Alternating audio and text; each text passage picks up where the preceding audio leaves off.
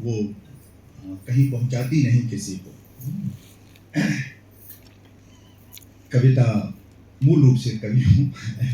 आलोचना तो आपद धर्म है, करता हूँ, लिखता हूँ। कविताएं जब कविता लिखना शुरू किया मैंने, अब याद करूं तो तब शायद मैं ठीक से जानता भी नहीं था कि कविता होती क्या चीज है। एक परिवेश मिला अच्छा, घर का सौभाग्य था। तो उसमें मेरी पहली कविता जब मैं 12 वर्ष का था तब छपी थी, और बाल कविता नहीं थी। तो तब से लिख रहा हूँ धीरे धीरे। जीवन ने अवसर दिया, बड़े लोगों का सानिध्य मिला। जब मैं गोरखपुर में था तो प्रोफेसर रामचंद्र तिवारी, प्रोफेसर परमानंद श्रीवास्तव, प्रोफेसर विश्वनाथ प्रसाद तिवारी, रामदेव शुक्ल जी थे। जब जवाहरलाल नेहरू विश्वविद्यालय आया तो वहाँ ऐसे आचार्यों का, कह सकते हैं, उनका आशीर्वाद मिला। उनकी कक्षा में, अभिधा में उनका विद्यार्थी हुआ professor Namvar Singh, professor Kedarnath Singh, professor Manesar Pandey.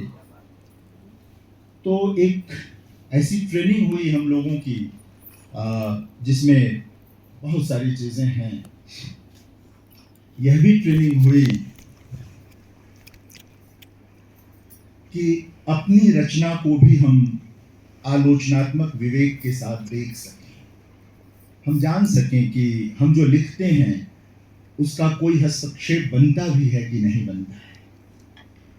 हम स्वांतः सुखाए भी लिख लेते हैं, लेकिन हमने जो स्वांतः सुखाए लिखा, जरूरी तो नहीं है कि हम उस पर दूसरे लोग भी प्रतिक्रिया दें, दूसरे लोग भी उसे बहुत महत्वपूर्ण रचना मान लें।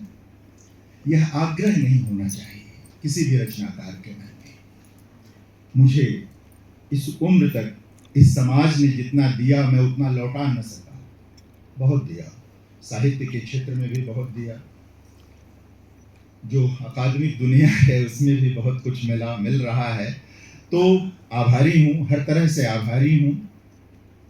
कविता मेरे लिए जीव द्रव्य की तरह है, प्रोटोप्लाज्म की तरह है, और मैं चाहता हूँ कि वो उसी रूप में बनी रहे मेरे भीतर। और कविता से या किसी भी चीज से उतनी दूर तक ही मैं उम्मीद रखता हूँ जितनी दूर तक कोई साहित्यिक कृति या साहित्यिक विधा साथ निभा सकती है। कविता क्रांति नहीं करती है, लेकिन वह बदलाव का साधन है। वह बदलाव में मददगार होती है, वह रास्ता तैयार करती है। कोई भी साहित्यिक विधा, कोई भी कलाकृति यही करती है। यह मान लेना कि वही सब कुछ कर देगी, ये उससे अधिक उम्मीद कर लेना है। एक कविता पढ़ता हूँ सिर्फ, क्योंकि उसी के लिए यहाँ बुलाया गया हूँ।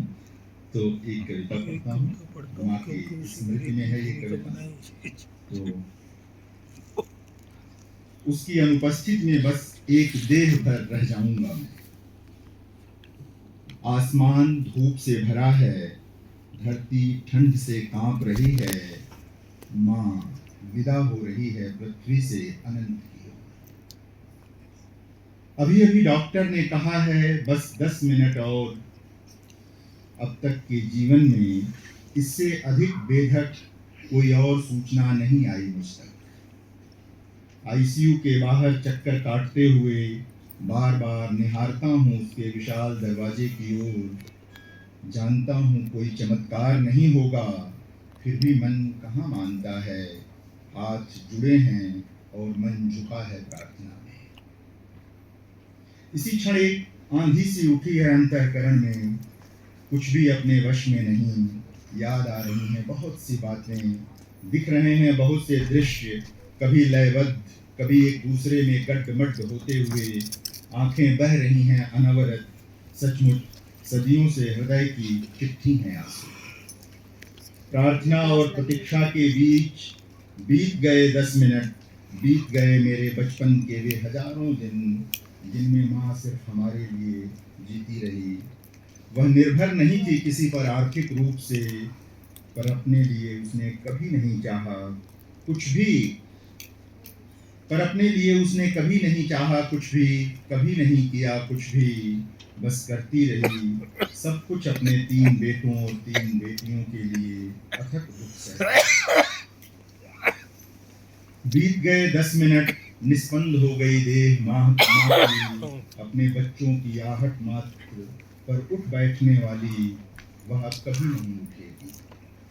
बिल्कुल शांत है उसका चेहरा, एक मुस्कान है वहाँ, शायद दिख गए हैं उसे पिताजी उस ओर उसकी प्रतीक्षा करते, या शायद यह प्रतीक हो उसके ईमानदार दीर्घ जीवन का, जिसमें टूट कर भी वह कभी दिखी नहीं टूटी हुई बिखरी हुई।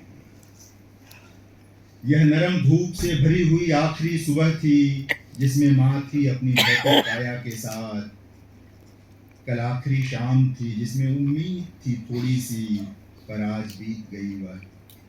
कल माँ विलीन हो जाएगी क्षिति जल पावक गगन और समीर में। नरम धूप के दिन और भी आएंगे, छुएंगे मेरी त्वचा, पर छू न सकूंगा मैं उसकी वह कोमल काया, जिसमें 9 महीने से कुछ अधिक रहकर बाहर आया था मैं, जिसकी गोद में रहा लगभग 5 वर्ष छोटे भाई के आने तक। यह अजीब लग सकता है, लेकिन सच है कि मेरे पास कोई स्मृति नहीं माँ से मार खाने की, डांट सुनने की। मेरे पास स्मृतियां हैं सिर्फ दुलार की और दूरी की।